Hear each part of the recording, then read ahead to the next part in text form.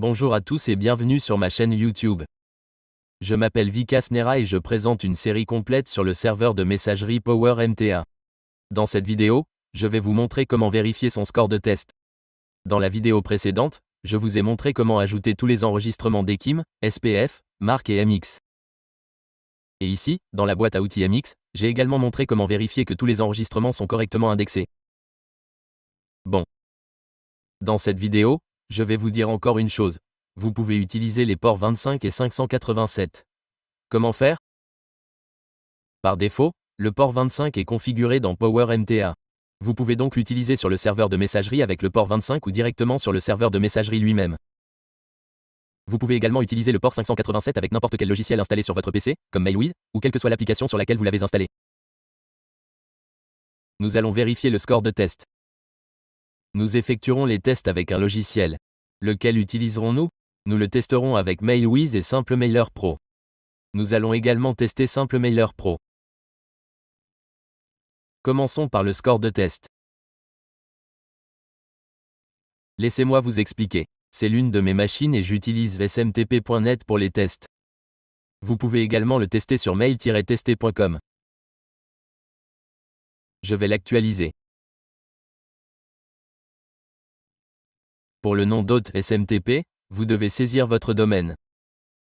Vous pouvez également utiliser ceci. Vous pouvez saisir le serveur ou l'adresse IP. Pour l'instant, nous utilisons le port 25, qui est le port par défaut. Saisissez l'identifiant et le mot de passe. Où trouver l'identifiant et le mot de passe? Le fichier de configuration se trouve ici. Dans le fichier de configuration, le nom d'utilisateur est indiqué ici. Je vais m'y connecter. Dans le fichier de configuration, l'utilisateur SMTP est indiqué comme utilisateur 1 et le mot de passe 123. Vous pouvez les modifier en fonction de votre utilisateur. Utilisez un nom d'utilisateur et un mot de passe sécurisé. Par sécurisé, je veux dire modifier ces deux champs et les enregistrer ici. Ensuite, accédez à PuTTY et redémarrez le serveur. Ensuite, vous devez envoyer un email de test à mail@mail.com. Ceci est mon domaine. Je vais le copier ici et envoyer un email de test à cette adresse. Cliquez sur « Envoyer ». L'email a été envoyé. OK. Je vais le faire ici. Ensuite, vérifiez votre score. Il est affiché ici. Il affiche 8,9 sur 10. Où a-t-il été déduit d'un point? Vous pouvez voir que votre message n'est pas signé avec DKIM. Donc, un point a été déduit à cause de DKIM, mais DKIM apparaît ici. Laissez-moi vérifier ce DKIM une seconde. L'un vient de MX Toolbox, et j'ai également vérifié DKIM là-bas. Vérification SPF et DKIM. Je vais vérifier les trois et vous montrer. DKIM apparaît ici, mais pas ici. Attendez une seconde, regardez ici. DKIM est présent. Je vais le vérifier à nouveau. Regardez aussi ceci, il est affiché ici. Je vais également consulter ce site. Vous devez cliquer sur « Valider DKIM » pour voir si votre DKIM est valide ici. Regardez, c'est un enregistrement DKIM valide. DKIM s'affiche aux trois endroits, mais pas ici. C'est peut-être parce que je l'ai testé ici 2 ou 3 fois de suite. Le serveur ne répond-il pas immédiatement? Freum, c'est peut-être pour ça que la signature DKIM n'apparaît pas ici. Lorsque le serveur envoie cet email, s'il répond à Freum à ce moment-là, elle devrait apparaître ici. Si vous avez une solution à ce problème, merci de laisser un commentaire. J'ai vérifié à plusieurs reprises et ça n'apparaît toujours pas. Si quelqu'un sait pourquoi, merci de commenter. Bon, mon score est de 8,9, ce qui signifie que c'est bon, très bon. Cela indique que c'est uniquement à cause de DKIM. Donc, ça pourrait être un 10 parfait. Bon. Maintenant, nous allons faire nos tests. Nous allons le tester dans le logiciel. D'abord, nous allons le tester avec le port 25. Bon, Le port 25 est le port par défaut. Bon. D'abord, j'ai MailWiz ici. Dans MailWiz, allez dans Serveur, puis Serveur de distribution. Si vous avez regardé mes vidéos sur l'installation de MailWiz et le guide complet de MailWiz, vous pouvez également les consulter. Une fois ici, je clique sur « Créer un serveur SMTP ». Dans SMTP, mon nom d'hôte est le suivant. Le nom d'utilisateur est « user1 ». Le mot de passe est « passe 123 », comme indiqué dans le fichier de configuration. Je peux alors lui donner le nom que je veux.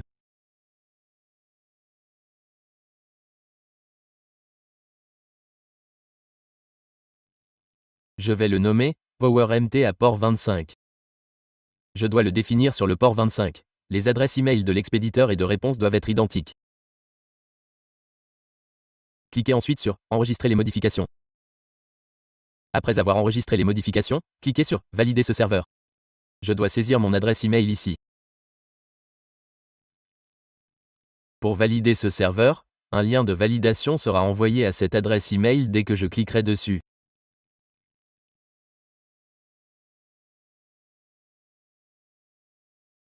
Une erreur s'affiche. Je vais vérifier si cette adresse e-mail est sur le VPS. Je vais vérifier et continuer. J'ai configuré cette configuration sur une boîte aux lettres installée sur un serveur VPS, car l'autre était sur le panneau de configuration. Cela ne fonctionnait pas, car les ports ne s'ouvraient pas sur le panneau de configuration. Alors, qu'y a-t-il sur le VPS maintenant? Je vais saisir tous les détails ici et cliquer sur « Enregistrer les modifications ». Je vais saisir mon adresse e-mail ici pour valider. Il est indiqué « Veuillez vérifier votre boîte mail pour confirmer le serveur ». Regardez ici. Le port 25 était ouvert. Donc, il a été envoyé. Je vais revenir ici et consulter mes emails. Il est arrivé dans les spams. Après être arrivé dans les spams, je vais l'actualiser. Je vais actualiser. L'email est arrivé ici. Je vais copier son URL.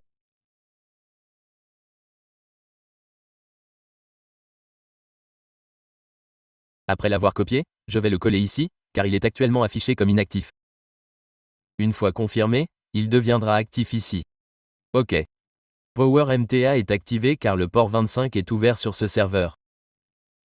Si votre port 25 n'est pas ouvert, vous verrez cette erreur. OK. Nous ne pouvons pas vérifier si le port 25 est ouvert dans le logiciel pour le moment, car il ne l'est pas sur notre PC. C'est pourquoi nous ne pouvons pas le tester. Alors, quelle est la solution? Nous devons utiliser le port 587. Que faire pour utiliser le port 587 dans PowerMTA? Suivez ces étapes. Tout d'abord, accédez au dossier config. Je vous le montre à nouveau. Où se trouve-t-il? Attendez.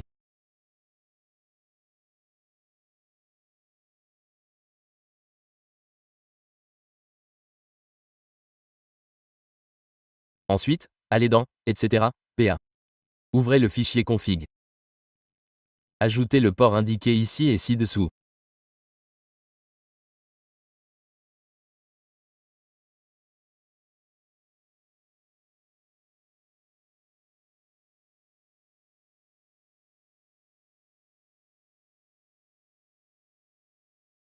Vous devez également l'ajouter ici.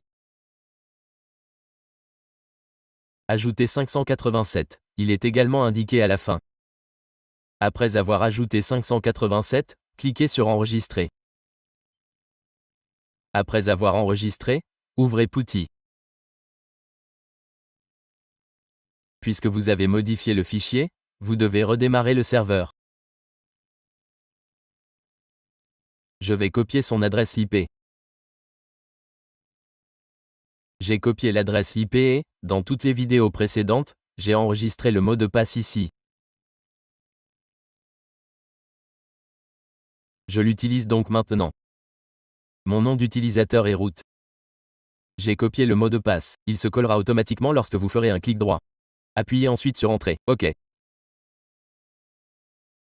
Vous devez ensuite exécuter une commande. Je vais vous montrer un peu de service ici. La commande service restart est correcte. La commande service restart a été exécutée ici. OK. Donc, si j'utilise ceci, c'est le port 25. Même si j'utilise le port 587 ici, l'envoi sera effectué.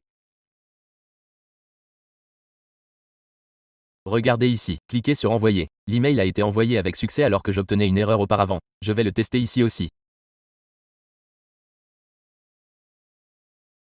Je vais le configurer sur le port 587 et cliquer sur enregistrer les modifications.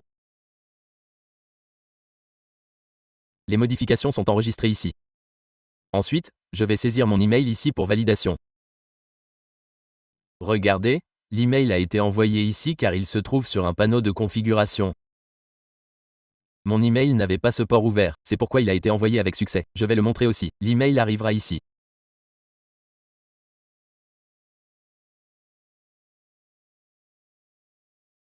Regardez, il est arrivé. OK, regardez, je vais valider ceci à partir d'ici aussi.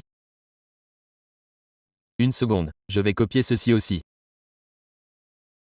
Je l'ai copié et il est affiché comme inactif ici maintenant. Power MTA est inactif, et je vais faire ceci. Regardez, il est devenu actif ici. OK, je vous ai montré les deux. Le port 25 n'est pas ouvert sur celui-ci. Il l'est sur celui-ci.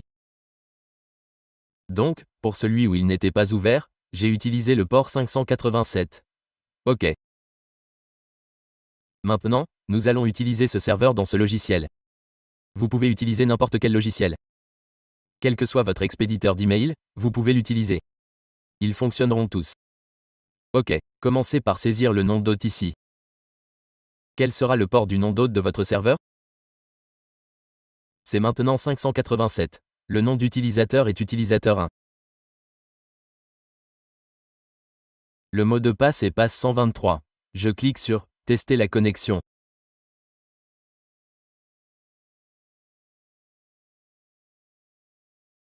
Regardez ici, c'est connecté. Je vais donc l'enregistrer ici. Pour l'enregistrer, saisissez un nom de compte ici. Je le nommerai VK from the Costner and email. Je l'utiliserai comme adresse email d'expéditeur. Je l'utiliserai également dans la section de réponse. Ensuite, je l'enregistrerai. C'est enregistré. Vous devez saisir l'adresse email du destinataire dans le champ « Destinataire ». Pour la démonstration, j'utiliserai mon adresse email pour montrer que j'y envoie des emails. Si votre liste est longue, vous pouvez aussi l'importer. C'est fait. J'en ajouterai une autre. J'ai ajouté 58.96. J'ai donc ajouté 2 adresses email ici. Je vais enregistrer cette liste. Je la nommerai VA. Cette liste est enregistrée. Regardez ci-dessous. Ce serveur est enregistré ici. Écrivez le message ici. Dites « Bonjour Vic », par exemple, car je vais enregistrer ce message sous le nom « versus ». Ce message est donc également enregistré ici. OK, maintenant, allez dans « Envoyer un email » ici. Sélectionnez le compte que vous avez créé. Ensuite, saisissez l'objet ici. Je vais saisir l'objet. Je vais le configurer comme email de test. Puis cliquez sur « Démarrer ». Regardez ici, il apparaîtra dans les journaux ci-dessous. Vous voyez, c'est connecté. Regardez, l'email a été envoyé à l'un. C'est terminé pour les deux. L'email a été envoyé aux deux. Regardez ci-dessous. Les destinataires s'afficheront. OK. Maintenant, je vais rafraîchir la page. Voilà. Regardez, cet email a été envoyé ici et il est arrivé dans la boîte de réception ici. Je ne sais pas pourquoi il était en spam plus tôt. Celui-ci est arrivé dans la boîte de réception. Je vais vous montrer ces détails ici. Il est signé par SpiceEML pour tout ce qui est ici. Une raison possible est qu'il ne contient aucun contenu spam. Il dit simplement « Bonjour », parce que dans l'email qui est arrivé dans les spams, c'était pour validation. Il contenait un lien et, à cause de ce lien, il contient aussi du code écrit ici. Cela pourrait aussi déclencher la détection de spam. J'en ai aussi envoyé un à une autre adresse email. Laissez-moi vérifier où j'ai reçu l'email. Oui, je l'ai aussi reçu dans ma boîte de réception. Vous pouvez aussi le tester ici pour voir d'où il vient. Signé par email à ceci. Bon. Donc, j'ai fait la démonstration des deux. Je vous ai montré que l'email était 2. Je vous ai aussi montré le processus simple de messagerie et l'utilisation des ports 25 et 587. Alors, les amis, vous devriez aussi regarder les vidéos précédentes. Amis, abonnez-vous à ma chaîne, car de nombreuses autres vidéos suivront. J'ai presque entièrement couvert les serveurs de messagerie. Vous pouvez également les regarder. Il y a aussi 2 vidéos sur MailWiz. Vous pouvez également les regarder. Voilà, c'est tout pour cette vidéo. Si vous avez aimé ma vidéo, abonnez-vous à ma chaîne YouTube. Merci de votre visite.